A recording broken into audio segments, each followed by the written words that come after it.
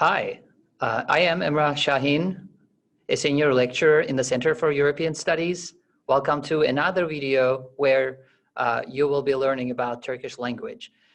If you haven't watched it yet, watch our video where we are making Turkish coffee together. And today we will be focusing mostly on the Turkish language, and I have a couple of things to share with you. First, I want us to see what kind of a language Turkish is, and then we will learn to what kind of suffixes we will be using with this language, and then we will end with meetings and saying bye at the end. So let's get started.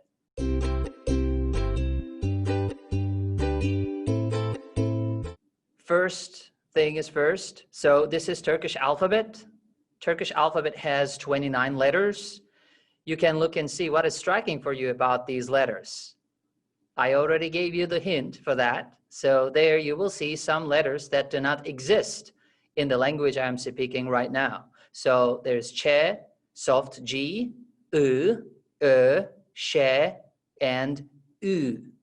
These are the letters that we have, but we do not write them separately. So here you see a list of these letters and how they are pronounced. You already know how to pronounce them. It is just the way that is written, that these letters are written differently. So we have, for instance, che with a little hook at the end. So that sounds like chair. We have ü, as you will say it in number. And we have as in urge. So these are the letters we generally take a good week to cover and pronounce them correctly. But now I want to move on to Turkish as a language. So this is something that is really, really important when you first start learning this language. To begin with, Turkish is an eklemeli language. That means, in technical terms, it is an agglutinative language, and that is to say that Turkish has a lot of suffixes that you need to end your words with.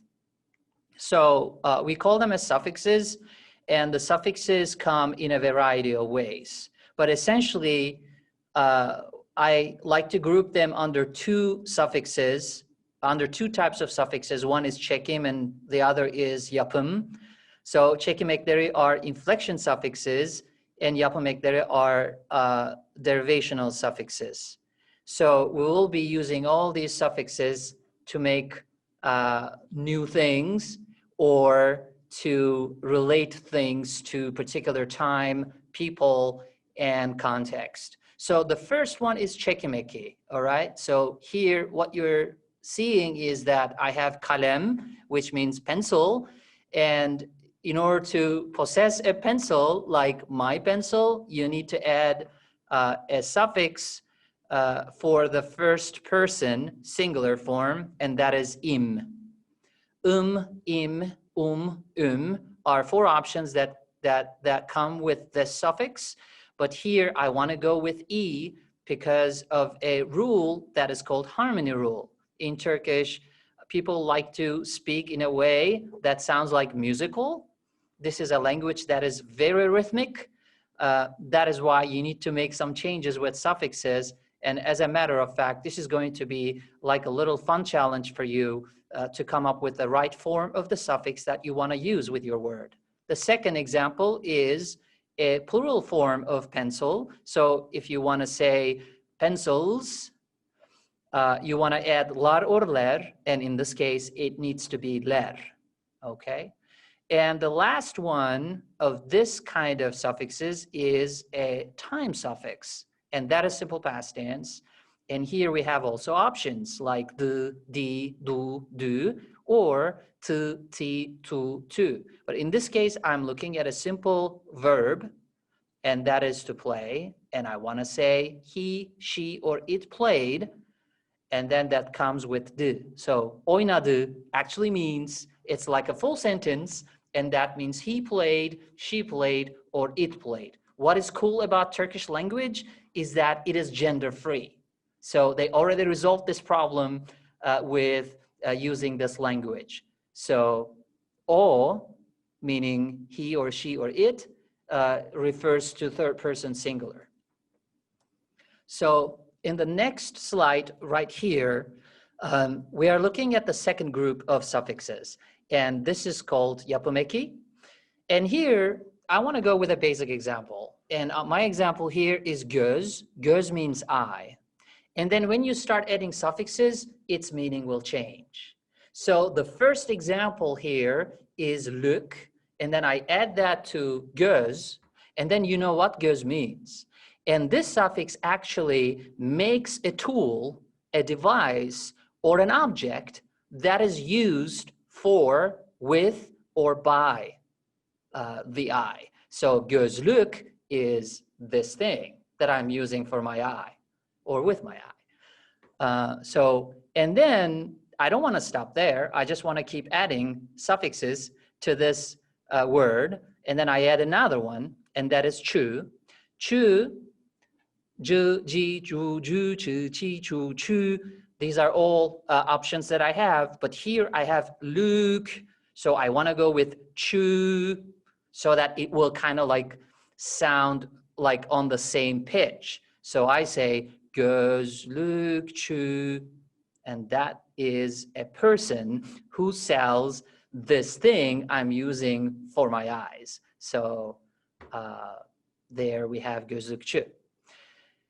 There's other examples of such suffixes of yapımeki. And I have göz, and then I add lem, and then I have observation, something I do with my eye, kind of like an action, okay? So that comes with lem. And then I have also gözcü. Here, if you pay attention, I'm using the person who's selling the glasses now without glasses, only with the eye. So that is a person who is using his or her eyes for his or her job. So I have a guardsman or a watchman if I just say gözcü. So that is an example of yapımeki. So as I said, Turkish is a language that has a lot of harmony, and that is kind of like your fun challenge when learning suffixes in Turkish. So one way of studying the harmony rule is to look at the vowels, and the vowels are grouped in some sets, and one is kalın and one is ince. So the kalın vowels are a, ı, o, u. And then if I want to add a suffix to a word that is ending with one of these vowels, then I have to add that, okay? So it's the same rule as with the ince vowels, e, I, o, u, e, I, o, u. So like notebooks, defterler. And you can try this out for yourself and see which one sounds better. As a matter of fact, I am really enthusiastic about developing this kind of a common sense in my students of Turkish. So try it. Defterler, you are kind of like going on this pitch, and then you are going kind of like down, like to a low pitch, and it doesn't sound right. So you have to keep the same sound and the rhythm. So defterler, arabalar. With that one, try arabaler. You are kind of like changing your note, so it's not a good sign. You are making a mistake there. So now I want to turn to, after this brief intro to Turkish grammar and culture around Turkish language, I want to tell you a little bit about greetings. So Turkish language reflects history and culture of Turkey. So remember that modern Turkey is right there in between Europe and the Middle East. And on both ways, Turkey is exporting a lot of words, like loan words. So in this case, for instance, we are looking at how to say hi. And then there's actually 2 or 3 ways to say hi. One is merhaba, merhaba. And that is actually a Persian word to say hi or hello. And selam, right? And the Turks say it like selam. And that is in Arabic to say hi. This is really, really interesting also as an example, because there, when you look, you will see that there's no harmony with vowels, right? You know, in an original Turkish word, you're supposed to say marhaba or salam, right? To have a harmony with your vowels. But in this case, no, there's no harmony with your vowels. That indicates that this is a loan word. And then you respond the same way when you want to return greetings, and you say merhaba, and then the person says, oh, merhaba, merhaba Emrah, merhaba Carla, like that. And then you welcome people, right? Turkish culture is a very accommodating and welcoming language and culture. So there you say hoş geldiniz, right? Welcome. And here I kind of like separated a suffix there. Take a look at that. Hoş geldin or hoş geldiniz. Hoş geldiniz is the formal way of saying welcome. It is also for you in plural. So Turkish is like some of the Romance and Indo-European languages. Turkish likes to go formal when you are speaking with someone out of respect, or someone like your boss or professor. So you want to say hoş geldiniz, and then the response is hoş bulduk. And when you say bye, there's different ways of saying that. As I said, Turkish borrows a lot of loan words from other languages. Now we even have bye-bye. So when you say that, the Turks will respond the same manner and say bye-bye. And then we have hoşça kalın, güle güle, and görüşürüz as a way to say bye. And here there's an interesting word, right? Güle güle. Gülmek is to smile. And when you say güle güle, it is like, I leave you with smiles. Okay. So in Turkish, when you write on your text like güle güle, it will quickly switch into an emoji with a smiley face. I just discovered that recently. So when you are asking, how are you or how are you doing, there's ways to do this. As I said, you can say you in a plural form when you are speaking with respect. But in this case, I'll just go with an informal way of saying like hi. So you can say nasılsın. Nasıl is a question word, like basically how. And then when you add this suffix sın, nasılsın, that means how are you? You're asking to your friend or somebody that you are comfortable with talking with. And then you say iyiyim, iyiyim. Here we have im. Remember we had that with my pencil, kalemim. So it is not only a possessive suffix, but also a suffix that you use in a sentence like this, iyiyim, I am fine. So it both means my and then am, okay? That's an interesting link to that suffix being used in two different ways.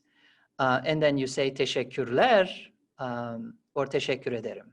And then you respond by saying nasılsın, the same word, but with sen nasılsın.